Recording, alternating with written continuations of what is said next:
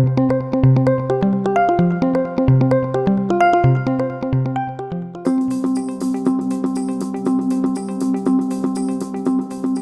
Southeast Service Cooperative is a co-op for school districts, cities, and counties. We serve our membership throughout all of Southeast Minnesota.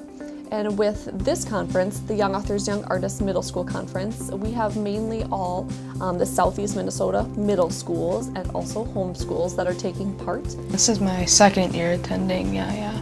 I come because I think it's a really great experience. You get to learn about just all kinds of stuff about authors and artists, and it's a day off from school, so that's fun.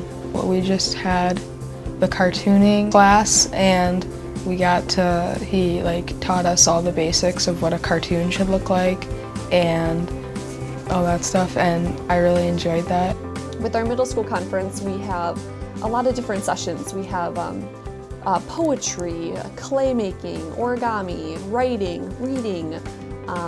We even have this year a coding session, so the students have iPads and they're working on how to learn to code and how to create their own apps and their own programs. So one of the workshops that we have is origami, and that one's a lot of fun because not a lot of students know about origami or make origami at home. And with that, the students are actually making their own pieces of origami, and they have a little box-like structure that peels out and shuts, kind of like an accordion. And the students are taking the time and making these intricate, delicate origami pieces that are really pretty interesting and a unique piece of art that they get to take home with them. With the grant money from the Dancing with the Arts, we've been able to provide lunchtime entertainment from Brave New Workshop. They're coming down from the Twin Cities, and they're going to be providing an improvisation session during lunch for all of the students.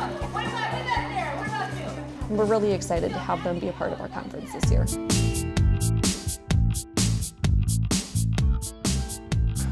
Rochester started as kind of an idea in my junior year of high school at John Marshall. Rochester's been going on for 1 year. The first year we had 350 people show up throughout the course of the day, so that was really encouraging. And this year we're shooting for around 500 people.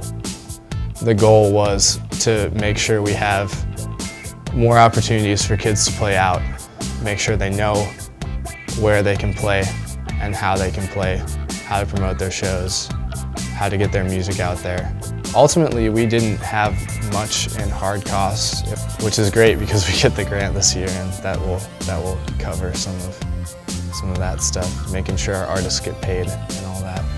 Rochester is moving towards nonprofit status and trying to get a program out, two programs out.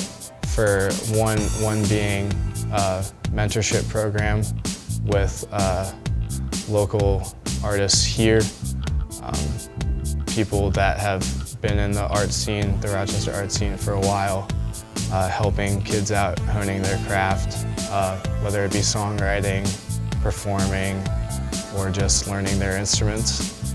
And then the second one being the lessons for disadvantaged kids.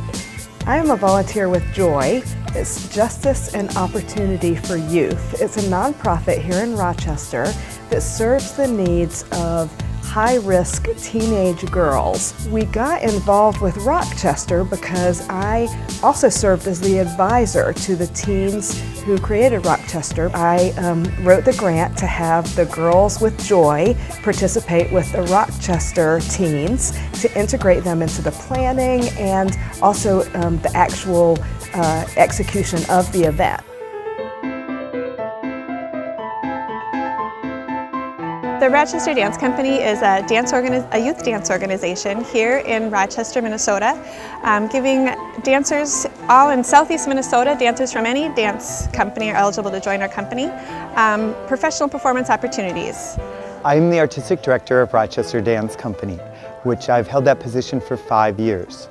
And I actually live in Minneapolis, but I drive down to Rochester to teach the classes and run all the rehearsals for the company.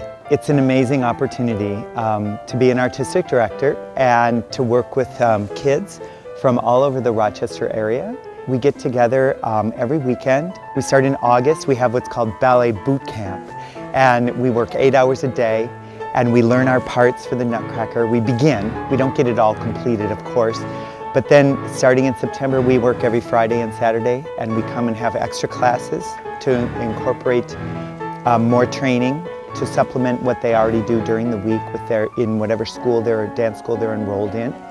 I like to dance because I get to express myself, but I don't like talking. So I don't get to talk, but I still express myself. We have dancers here as young as 8 and go all the way up to about 18 years old. And every year we do hire 3 to 4 guest artists to also join us in dancing with the girls and giving them an opportunity to be mentored and inspired by professional dancers and get a sense of the professionalism that is involved in producing a traditional ballet.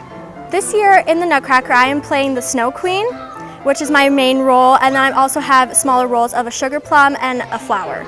Dancing just gives me a joy that basically nothing else can do. It just helps me to express myself, and when I'm stressed, it helps me to de-stress. It helps me just to be able to feel free and just confident with myself. This year we were honored to receive a grant from the Rochester Arts and Cultural Trust Fund. It helps us to continue our tradition of providing school performances here at the Civic Center for area students throughout southeast Minnesota. This year we have over 1,300 students who are scheduled to arrive between today and tomorrow for our performances this weekend. I love performing for school shows. It's a totally different type of audience than you get with the public shows that we do on the weekends. Sometimes kids they clap really loud and they cheer in parts that maybe the general public wouldn't, and it's really motivating, and it's really cool to know that you might be inspiring some little kid to try doing what you're doing or to start dancing.